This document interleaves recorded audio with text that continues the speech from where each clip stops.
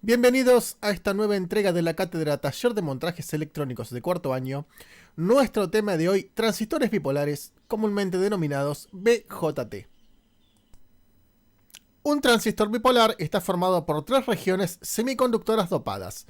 Como ya es sabido, los componentes semiconductores son aislantes en estado puro, pero pueden convertirse en conductores mediante la adición de pequeñas cantidades de elementos dopantes. El semiconductor más utilizado para la fabricación de transistores es el silicio, aunque también existen transistores de germanio y, para aplicaciones de alta frecuencia, de arseniuro de galio.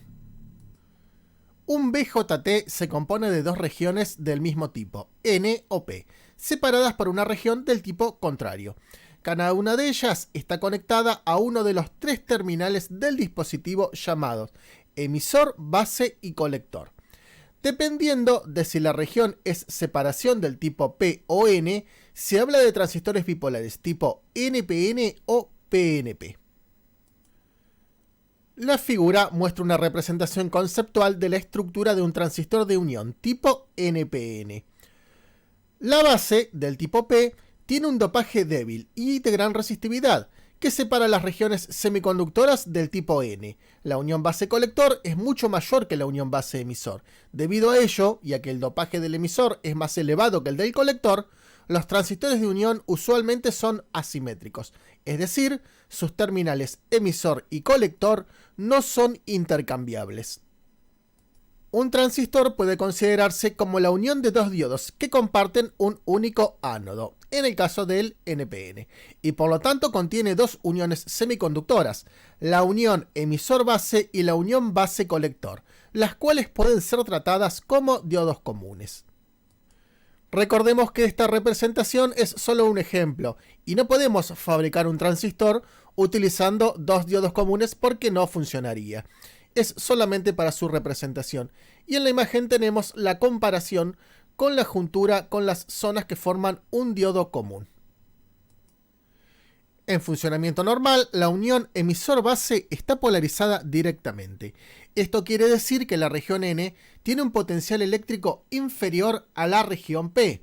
Al igual que ocurría en los diodos, si el potencial de polarización supera la tensión de umbral, aproximadamente de 0,7 voltios para los transistores de silicio, los portadores mayoritarios comenzarán a pasar del emisor a la base.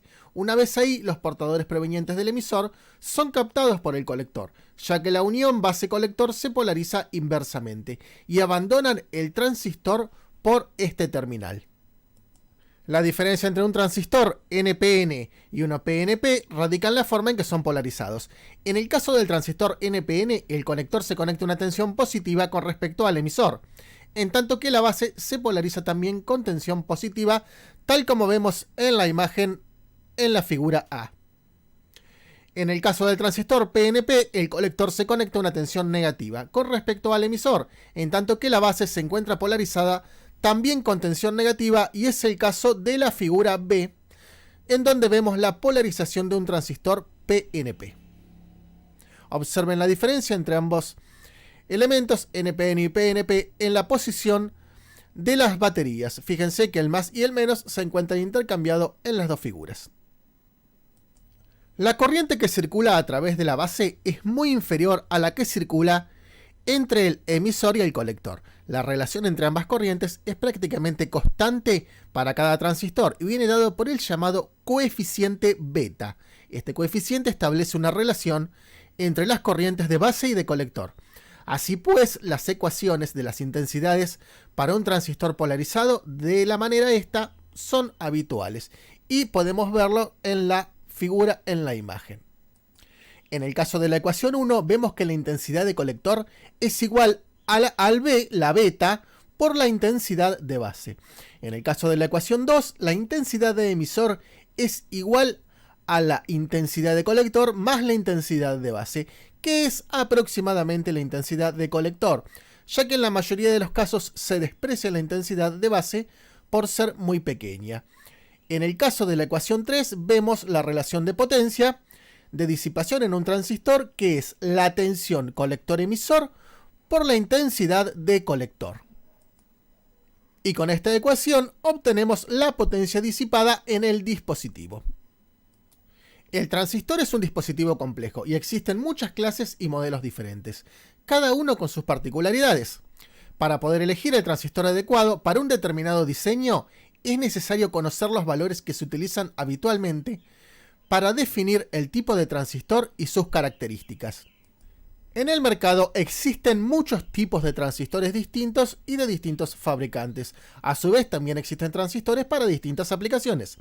En primer lugar, es importante destacar que la nomenclatura de los transistores no sigue un esquema uniforme. Cada fabricante utiliza sus propias normas a la hora de identificar, mediante un número de parte, cada uno de sus transistores. Veamos algunas de estas codificaciones. El estándar japonés HIS utiliza nombres que comienzan con el prefijo 2S, tal como vemos en la tabla, siendo utilizado 2SA para transistores bipolares PNP de alta frecuencia, 2SB para transistores bipolares PNP de frecuencia de audio, 2SC para transistores bipolares NPN de alta frecuencia y 2SD para transistores bipolares NPN de frecuencia de audio. El estándar europeo de nomenclatura Pro Electron define prefijos que comienzan con dos letras. La primera indica el tipo de semiconductor utilizado, A para germanio, B para silicio, C para otros semiconductores. Y la segunda letra indica el tipo de dispositivos, tal como vemos en la tabla en pantalla. Siendo las letras AC indicadoras de un transistor de germanio de pequeña señal, AF un transistor de germanio para radiofrecuencia, BC transistor de silicio para pequeña señal, BD transistor de silicio para aplicaciones de potencia, BF transistor de silicios para radiofrecuencia, BS transistor de silicios para conmutación, BL transistor de silicios para potencia y alta frecuencia y BU transistor de silicios para alto voltaje.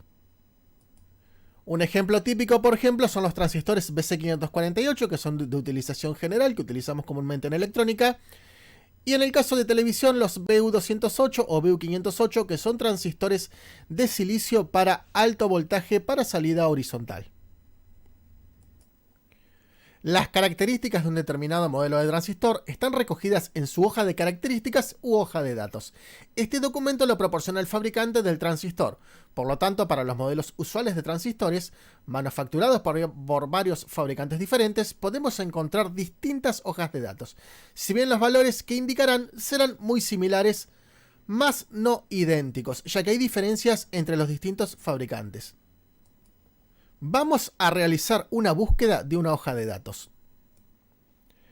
Vamos a ir ahora en nuestra computadora a nuestro navegador y vamos a acceder a un sitio de búsqueda de hojas de datos. Les aclaro que hay muchos y diferentes. Yo generalmente utilizo HAL Datasheet. Ponemos haldatasheet.com y vamos a buscar la página. Aquí lo tenemos, y en este buscador podemos encontrar diferentes tipos de transistores y sus hojas de datos. Entrando en el campo de búsqueda el nombre del transistor, por ejemplo BC548, vamos a obtener una típica hoja de datos, y vamos a tener en realidad muchas diferentes, y fíjense que al costado nos dice el fabricante del dispositivo, Centech, Fairchild, Vishay. Si bien son todas la misma hoja de datos, o al menos muy similar, puede haber discrepancias entre sí. Por lo tanto, no es mala idea muchas veces abrir dos o tres para poder encontrar algún u otro dato más específico, ya que a veces hay algunas hojas de datos que no están tan completas. Vamos a abrir una cualquiera y nos vamos a descargar el documento a la computadora. En este caso, los documentos son en PDF.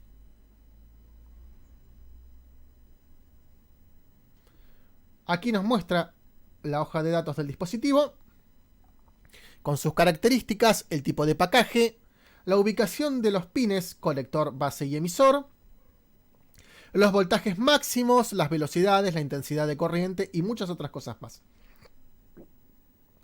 Aquí arriba podemos guardarlo. Y vamos a ir a nuestra carpeta de descarga y podemos verlo en la computadora. Fíjense que ahí tenemos las características. Normalmente es muy útil, por ejemplo, para saber la disposición de los pines y otros tipos de informaciones que son claves a la hora de trabajar con transistores. Es posible establecer una clasificación a grandes rasgos de los transistores en función de la aplicación para la que han sido diseñados. Si se necesita trabajar con valores altos de tensión y corriente, habrá que utilizar un transistor de potencia. Estos tienen máximos valores absolutos altos, lo que permite utilizarlos en circuitos en los que sea necesaria una disipación importante sin temor a que resulten dañados. Los transistores de audio se caracterizan por tener una muy baja figura de ruido y una gran linealidad, para evitar distorsiones no deseadas en la señal a amplificar. Los transistores de radiofrecuencia pueden alcanzar frecuencias en funcionamiento muy elevadas, de alrededor de cientos de MHz, sin que sus características se resientan, por lo cual son ideales en circuitos transmisores y receptores de comunicaciones. Para controlar el encendido o apagado de un circuito, utilizando una señal de control, se utilizan los transistores de conmutación, que debido a su gran ganancia en continua, permiten un cambio rápido entre las zonas de corte y saturación. Diferentes aparatos que se utilizan en la vida cotidiana contienen distintos tipos de transistores. Así, un aparato de música tendrá transistores de audio, mientras que un teléfono móvil utilizará transistores de radiofrecuencia. Los aparatos digitales, como las computadoras, utilizan generalmente transistores de conmutación.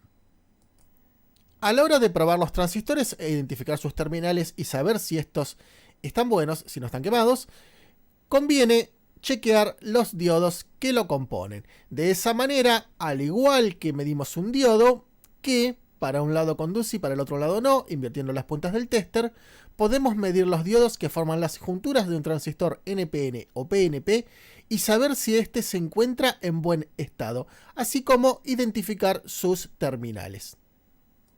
Para ello, se coloca el polímetro o tester en el modo de medición de resistencias o de diodos y se procede a medir la resistencia entre todos los pares de terminales, en ambos sentidos, es decir, 2 mediciones para cada par de terminales, intercambiando las ondas rojas y negras del polímero en cada caso.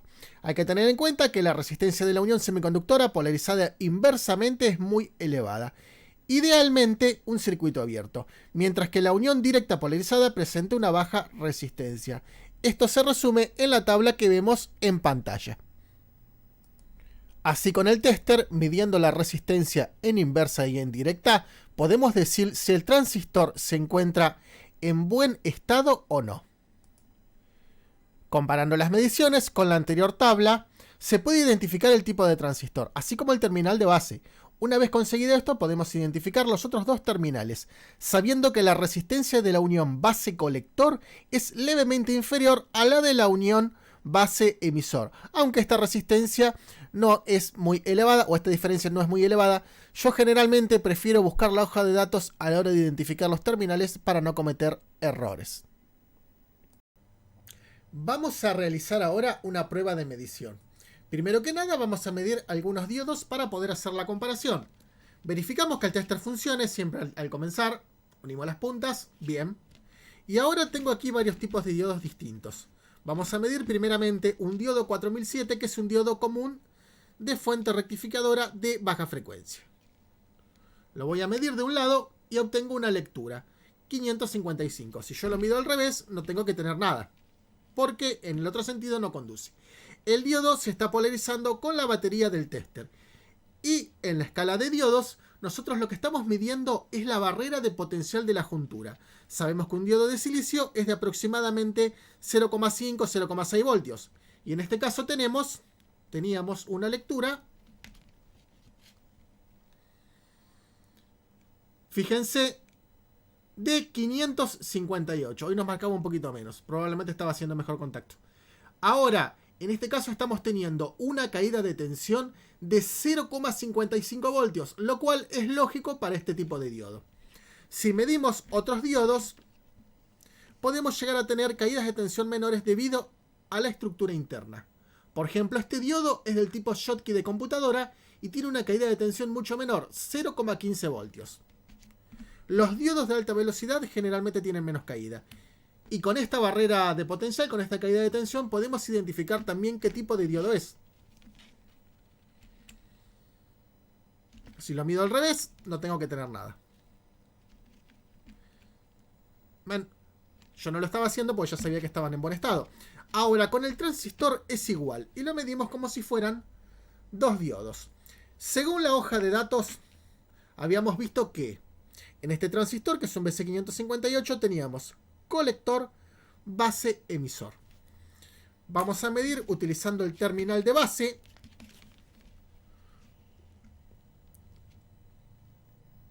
Nada. A ver. Debe ser al revés. Ahí lo tenemos. Fíjense que tengo 0,704. Y en lo que vendría a ser la juntura base-colector, tengo 699. Fíjense que base-colector siempre tiene un poquitito menos. Aunque a veces la diferencia es difícil de detectar. Entre emisor y colector, que serían los extremos, nunca voy a tener nada. De ninguna de las dos maneras. Si tuviéramos algo, el transistor tiene fugas y no sirve. De esa manera yo puedo chequear uno de los diodos, el otro de los diodos, y al revés. Y podemos saber si el transistor se encuentra bueno. En este caso se encuentra bueno. Si hacemos la prueba con otro transistor, un BD139, según la hoja de datos, la base está en este extremo. El colector en el medio y el emisor de este lado. Vamos a hacer la prueba. En este caso yo sé que es NPN, por lo tanto va a ser al revés. Ahí lo tienen, 620. Y la juntura base emisor tiene 622, un poquitito más. En estos casos, en los transistores de potencia, el colector está generalmente unido a la carcasa. Si yo mido entre la carcasa y el colector, tengo un cortocircuito. Hay que tener esto en cuenta a la hora de colocar un disipador de calor.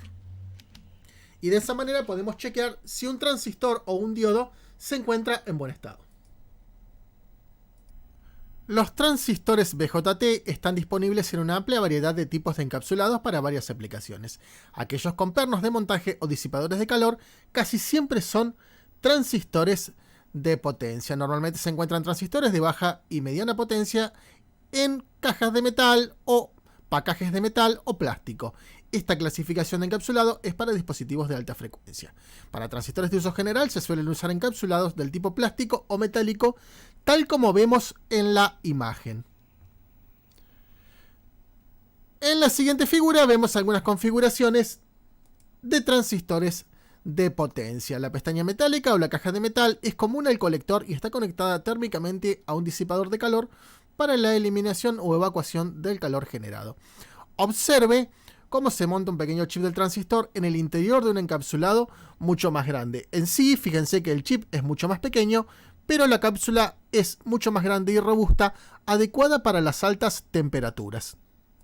Los transistores de radiofrecuencia están diseñados para operar a frecuencias extremadamente altas y se utilizan comúnmente para varios propósitos en sistemas de comunicación y otras aplicaciones de alta frecuencia. Sus formas inusuales y configuraciones de terminales de conexión están diseñadas para optimizar ciertos parámetros de alta frecuencia. En la figura en pantalla podemos ver varios de estos tipos de cápsula. Pasemos ahora a los fototransistores. Un fototransistor es similar a un BJT regular, excepto que la corriente en la base es producida y controlada por luz, en lugar de por una fuente de voltaje. El fototransistor efectivamente convierte la energía luminosa en una señal eléctrica. En un fototransistor, la corriente en la base se produce cuando la luz choca contra la región de la base semiconductora fotosensible. Se expone la unión colector base a la luz incidente mediante una abertura de una lente incluida en el transistor. Cuando no hay luz incidente, solo hay una pequeña corriente generada térmicamente entre el colector y el emisor. Esta corriente oscura en general se encuentra del orden de los nanoamperes. Cuando la luz choca contra la unión colector base, se produce una corriente en la base que es directamente proporcional a la intensidad de luz que incide en ella. Esta acción produce una corriente en el colector que se incrementa con el incremento de la corriente de base. Con excepción de la forma en la que se genera la corriente de base, el fototransistor se comporta como un BJT convencional. El símbolo esquemático y algunos fototransistores típicos son los que vemos en pantalla. Puesto que la fotogeneración de la corriente en la base ocurre en la región colector-base, mientras más grande sea el área física de esta región, más corriente se generará en la base. Por lo tanto, un fototransistor típico se diseña para que ofrezca un área grande a la luz incidente, como se ilustra en el diagrama de la estructura simplificada que estábamos viendo anteriormente. Fíjense que el área de base es mucho más grande que en un BJT convencional. Los fototransistores no son sensibles a toda la luz, sino a la luz dentro de un cierto intervalo de longitudes de onda. Son más sensibles a longitudes de onda particulares en la parte roja e infrarroja del espectro, como lo muestra la cresta de la curva de respuesta en la figura en pantalla. Bien, eso es todo por hoy y nos encontramos en la próxima.